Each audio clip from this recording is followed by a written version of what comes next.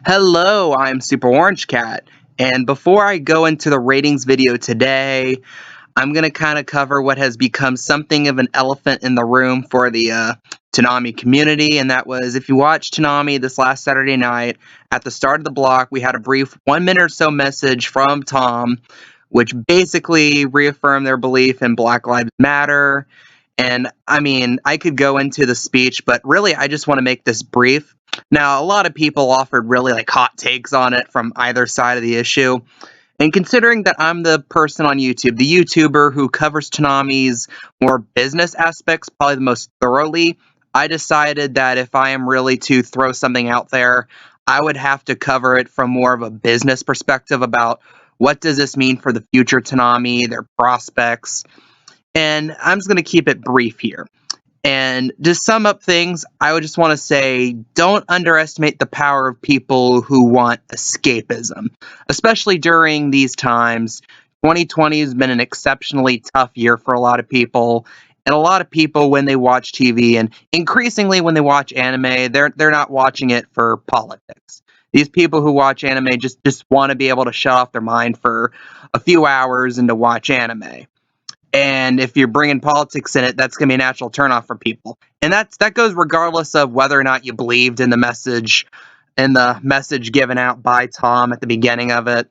And although at the end of the day, I think this is leaning more towards a wash, as in I don't think this will have much an impact on Tanami's ratings on either direction. At the same time, if Tanami's ratings do happen to tank in the next couple weeks, I wouldn't entirely be surprised. But again, and it doesn't matter what my personal opinion is, but I like I said, I want to kind of give a business related perspective to that.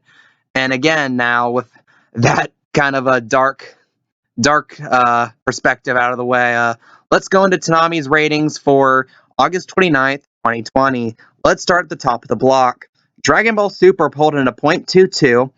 Jojo's Bizarre Adventure pulls in a .20. Assassination Classroom debuts at a .19. Black Clover's at a .17 this week. Fire Force at a .15. Shippuden is at a .13. And Samurai Jack is at a .13. Overall, this was I guess what we've come to see to be more of an average week for the block. Again, Dragon Ball Super is not going to pull in the high .3 numbers anymore. And I don't know what its floor is going to be. I think we might have hit like .18 once with Dragon Ball Super, but I honestly can't imagine the ceiling of it being higher than like a .25 now. And this is kind of right in the middle of that range of .22. When I looked at Showbuzz Daily, they reported it as a .12. However, considering that their viewership numbers in terms of total viewers was 457,000 viewers, that was nearly double that of its earlier airings, which at 8 p.m. before Toonami was a .12, .11. I imagine that it was a typo and they missed click to 2 and the click to 1 instead. It was probably .22. But again, that's probably a guess. And honestly, that's probably what it is. But one good thing you could really say, especially about the first half of the block, is another night of pretty solid retention. JoJo's Bizarre Adventures has basically proven a lot of the doubters wrong about it being put early in the block. It, week in, week out, has more or less held solidly from Dragon Ball Super. Probably the best retention, actually it might have been the best retention Dragon Ball Super has ever had, albeit you have to add the caveat that these are reruns, so the ratings of Dragon Ball Super aren't going to be that high in the first place. And I think this indicates that we have at least a floor for Toonami ratings that are reasonably high and that we've probably hit it before. Sorry, accidental pun there. And also, that really carries on for Assassination Classroom. I predicted a .18. It got a .19, so I was pretty close on that. It'll be interesting to see how the ratings for that show will go in the weeks going on. I think a lot of people tuned in because they just really wanted to see what this show is about. I personally was kind of mixed on it. It was between meh and good for me. Good enough, I'm going to give it another watch, the second episode, but I'm not so confident it's going to be a show I'll regularly watch.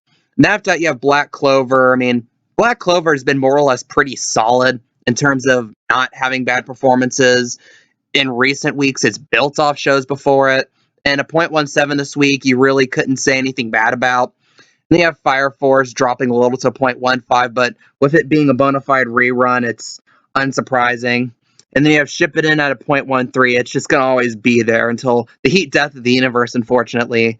And then you can say the same about Samurai Jack, which I think they're re-airing season 5. I don't know if they started from like the start of season 1 when they re-aired Samurai Jack again, or if they just run a really rerun season 5, which is interesting because this is like the 4th or 5th time that they've rerun season 5 of Samurai Jack on Toonami since it aired on Toonami, but the two Fully Cooley sequels haven't, outside of like being immediately rerun after their initial airing, they haven't been thrown at like a 3 a.m. slot for Toonami, which I'm honestly kind of surprised considering it would be fully free for them because they fully own the English rights to it. And I'm honestly surprised they haven't tried milking every last dollar and cent they could from it at this point. And especially considering that they are trying a handful of original shows, like most notably you have Uzumaki coming up sometime next year, Blade Runner Black Lotus, which is supposed to come sometime next year. I would not be too surprised if Black Lotus somehow gets pushed back to 2022. And then you have Fina Pirate Princess, which honestly, at my expectations, my bold prediction is Fina Pirate Princess will debut before Uzumaki because from when they did the Adult Swim Kontanami edition, that one they actually showed actual animation for, and it actually looked more finished than the teaser trailer we got from Uzumaki and like the 2 stills we got for Black Lotus. But enough aside, overall, it's hard to really measure this week because the last 2 weeks were Batman movies, so it's not like you have immediate data points to compare this to. I believe this was pretty much on point with what the ratings were before the Batman movies. So at the very least, you can say that the Batman movies didn't hurt the block's ratings. And if you're talking about, well, what if people leave the block because of the whole Black Lives Matter thing? Well, you can't really say much about this week about that. That's something that you'll need more and more weeks of data to really conclude either way. Again, my ultimate prediction is that it will be a wash. It really won't impact ratings. If it does, it might be a slight, almost measurable decrease. And again, with the ratings of Toonami being like generally low numbers there now, if it like impacts it, knocks it down like 1 or 2 hundredths, it's not really gonna be seen.